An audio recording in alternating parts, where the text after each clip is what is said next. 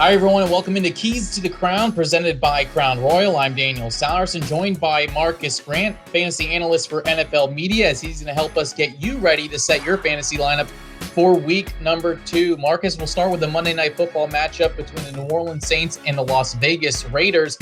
Give me someone to start, give me someone to sit, and maybe a sleeper that could surprise some folks on Monday night.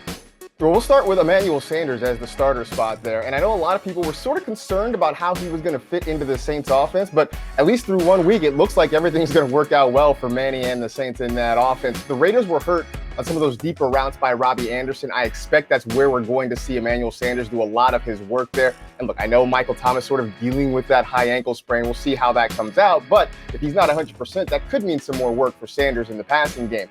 As for a sit, I'm not telling you straight up to sit Josh Jacobs, but I am telling you to sort of be wary of him this week against that Saints run defense. They did a good job shutting down the Bucs in week 1. And if the Saints end up jumping out to a lead, which is very possible, the game script means that Josh Jacobs might not see quite as much work in the second half.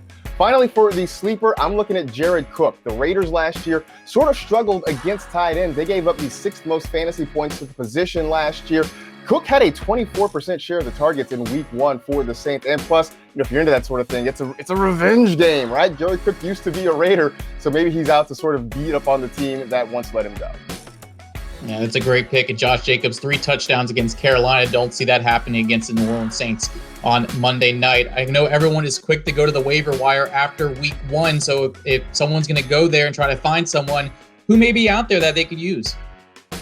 Nyheim Hines is going to be the new hotness on the waiver wire this week. I mean, unfortunately, Marlon Mack suffered the Achilles injury, so he is out for the season. That means everybody moves up one rung on the ladder on that depth chart there. Jonathan Taylor's certainly going to get a lot of work, but he's pretty much picked up in a lot of leagues. But Nyheim Hines should be available.